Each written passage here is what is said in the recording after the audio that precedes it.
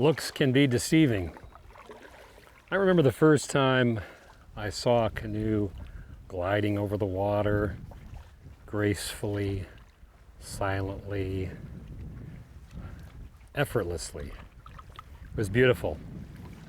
I thought, wow, I want to try that. So one day I did, and I learned something. It looks so effortless, but actually it's not.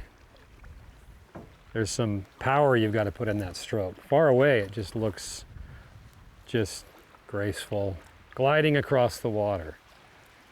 But you've got to pull the paddle. You ever noticed how some people seem to take something that can be hard, maybe it's hard for you, and they can make it look so simple? I love watching Itzhak Perlman play the violin. I actually took violin lessons when I was younger. I think violin is hard. Perlman makes it look so effortless.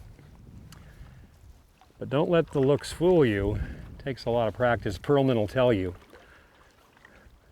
A guy named Malcolm Gladwell wrote a book called Outliers. It was about people who excel. And he talks about psychiatrists or psychologists. See if I can get myself out of this pickle.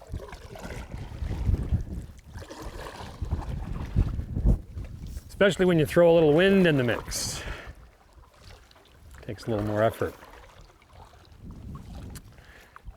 A guy named Malcolm Gladwell wrote a book called Outliers about people who excel. He talks about psychologists who were looking for the magic number, the number of hours of practice or preparation or study, whatever, for mastery in any field, and they landed on the number 10,000 hours. 10,000 hours for mastery. Takes work, takes effort.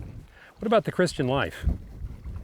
I hear a lot of people talk about how if you're struggling, if it seems to take effort, then there must be something wrong with your Christian experience.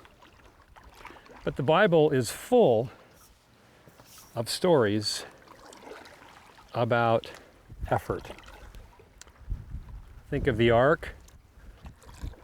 Noah invested everything he had in that boat. It was a lot of work. Other Bible stories. Jericho. They marched around that city day after day. That was God's plan. Certainly involved some effort on their part. Rebuilding the walls of Jerusalem involved effort. I think about Jesus himself. Certainly an example of excellence in spiritual living. We're told he spent all night sometimes in prayer, got up a great while before it was day to pray. Remember when his disciples were sort of flummoxed because they were not able to cast out that demon? What did Jesus tell them? This kind cometh out only by much prayer and fasting. Effort. One of my favorite stories in the Bible is about the man with the withered hand. You can find it in more than one place, but Luke chapter 6, I like that version of it a lot. Dr. Luke tells us it was his right hand, and he tells us something else. You might remember that that man was in the temple, and Jesus invited him to come up and stand in front of everyone because he recognized that it was kind of a plant. The word had gotten out that Jesus was healing on the Sabbath. The religious leaders didn't think he should be doing that, so here's this man who normally probably wouldn't have been allowed in the temple at all. Jesus calls him up front, and you remember what he said? Stretch forth thine hand. And Dr. Luke says he did so, and his hand was restored whole as the other.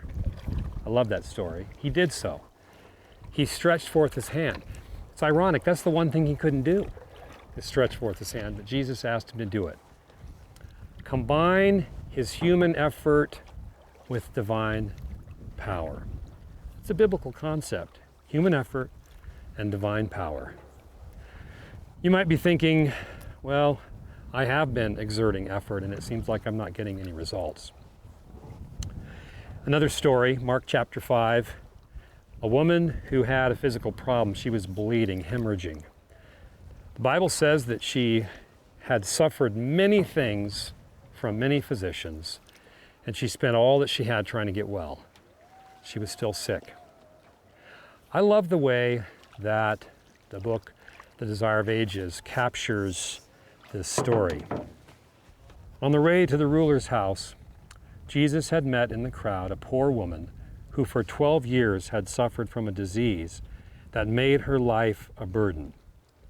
She had spent all her means upon physicians and remedies, only to be pronounced incurable.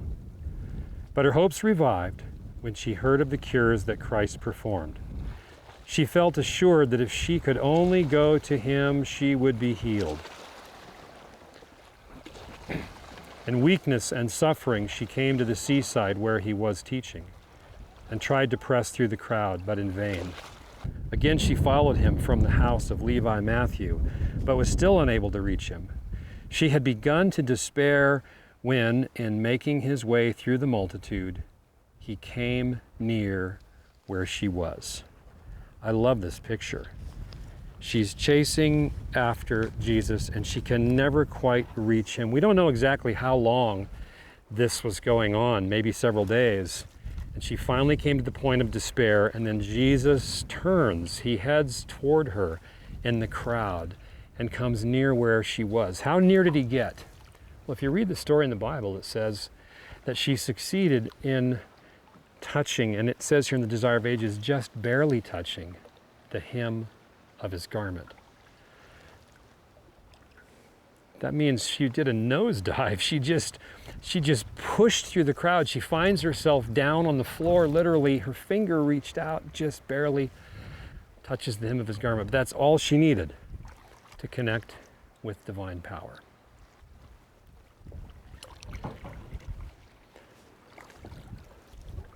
Why is it this way? Why does God ask us to give it our all, to exert our effort? I think the answer is found in another quote. It's one of my favorite quotes. Christian author Ellen White wrote this: "Man can accomplish nothing without God, and God has arranged his plans so far as to accomplish nothing in the restoration of the human race without the cooperation of the human with the divine. The part man is required to sustain is immeasurably small.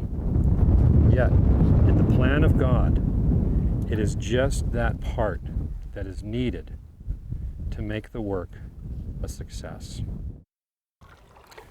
Immeasurably small. To us, it doesn't feel that way, does it? It feels like we're given everything we can give. Maybe it's more than we can give. And yet on the divine ruler, it's immeasurably small. But maybe God asks us to do this because it's only when we've given everything that we can appreciate how much he does. Because there's nothing else left for me to give. And then I know that whatever happens, it was him.